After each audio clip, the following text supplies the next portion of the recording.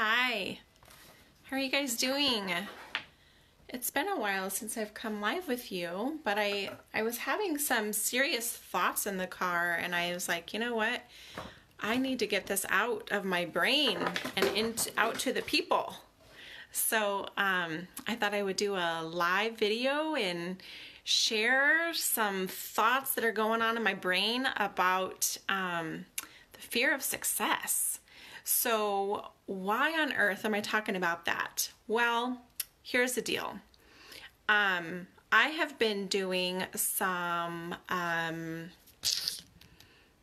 processing.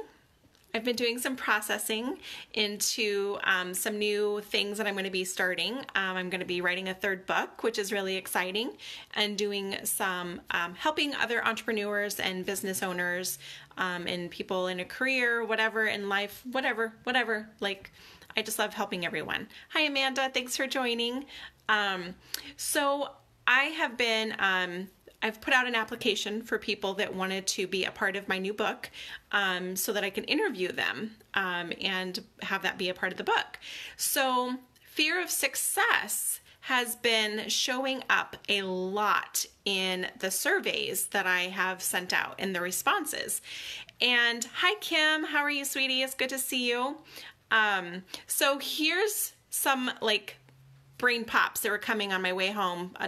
Fear of success just kept popping up, and I started asking myself, like, why are we afraid to succeed? And here's the question that I think is the most important: is what are you afraid of losing? Now, with success, I feel like, hi, Joe.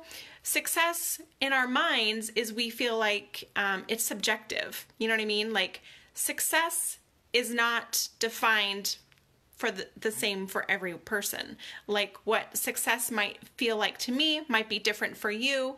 Just like the word affordable is different for each of us, right? Depending, there's so many different variables that come along with those words. So success can be so many different things. But what are you afraid of losing? Because success to me means that you're gaining. But the reality is that some people are so afraid of success because they're afraid they're going to lose something. So I started kind of writing some things about, you know, what exactly people might be afraid of if they were to invite success into their lives. And here's some things that started sticking with me was kind of a fear of losing it all. You know, like you build and you build and you build and you get to the top of the mountain and all of a sudden the carpet is pulled out from under you and you lose it all. And what's the worst that could happen? I mean, honestly, what is the worst thing that could ever happen? And it's like, well, I could lose my house. Okay, and then what? You know, like, answering those questions can be really scary, but can also help subside some of your fears. Some people have a fear of money, and the fear that if the perception of people with money, so if you think about it that way, if you know somebody has a lot of money, do you think differently of them? And are you afraid that people will think differently of you if you have money? Ooh, right. This girl right here, I had a fear of money. I was so afraid of what people were going to think if I made a lot of money, if I charged a lot of money. Like, it was this whole weird thing that I had to work through. Can you handle it all? Meaning, like, so with success, I mean, you're working your butt off, right? You're working your butt off. Can you handle it? Can you handle the added pressure? Can you handle the extra work that might be involved? Can you handle what success looks like to you? And it's kind of like this fear of the future because you don't actually know what that looks like. You don't actually know what is going to happen, what the results are going to be. And so that's really scary because it's not familiar. It's out of your comfort zone and it just does not feel good, right? But that's the thing that you keep striving for, is you want to be successful, but you're afraid of the thing that you actually want. I know, the logic is crazy. The other thing I thought about are celebrities. So celebrities, we look at them as successful people. But here's the thing. Celebrities are actually really lonely if you think about that, because they have to put up this huge wall of this very small circle of trust because everybody wants something from them. They want their time, they want their money, they want their recognition, they want them to sell something for them, constantly bombarded.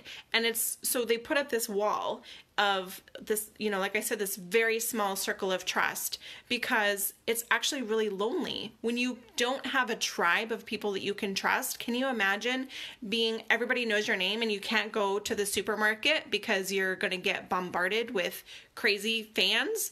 Right? Like, how lonely is that? And I don't know about you, but I never have wanted to be a celebrity of any kind because I didn't want to be treated that way. But there's so many people that want that fame and that stardom, and then they're like, oh man, this is actually really crappy and really lonely. So maybe fear of success can also kind of come from that celebrity, or maybe it's imposter syndrome, right? Do you actually know what you're talking about? Let's see here. So along with that comes, fear of being attacked, fear of jealousy. Like, are people going to want something from you if you become successful? Are they going to, when people have viral posts or videos or things like that, and the comments are really filled with hate and just unkind things, maybe that could be a fear, is that, are people going to tear me down if I build myself up? That can easily happen, and that can be kind of scary. How about relationships changing? So if you become successful, will that change any relationships that you have with your partners, with your friends, with your coworkers? Are they going to assume that you're too big now to talk to them, right? So there could be fears around that. And what I've realized is that like I said, I've kind of been talking this stuff out through my head on my way home today, is that we really put ourselves through a lot of unnecessary suffering. Hi Maureen, thanks for hopping on. Unnecessary suffering, because we live in our minds and we cannot seem to get out of the cycle of build. Nope, I'm gonna knock myself down. So we sabotage ourselves. We sabotage ourselves out of our own success because it's scary. Success is scary. And so the first thing that I would, one of the hardest things to do is to forgive yourself, because yes, you've done this to yourself, but give yourself a little bit of grace. That's all I'm going to say. Give yourself some grace. Call it that you are you are learning something new every day. You are trying to be the best version of yourself every day, and just forgive yourself for putting yourself through all of this unnecessary suffering. It's so unnecessary, but it's what we do. And I always love to reference the ruby slipper effect. So, in The Wizard of Oz, right? Dorothy had the ruby slippers the entire time. She had the key the entire time to get home, but she didn't know it. And she had to go through the lessons. She had to go through down the path in order to meet the people that she needed to meet, in order to learn the lessons that she needed to learn. But she had the key to get home the entire time. And so do you. You also hold the key to your own happiness. You hold the key to your own success. You are in control of that. Nobody else is. So click your heels 3 times, and there's no place like home, right? It really is true. It really, truly is true. So I hope that this was in some way helpful for you. Like I said, it's just kind of processing, and sometimes I have really great insights that come out for no reason, I have no idea why. It just happens.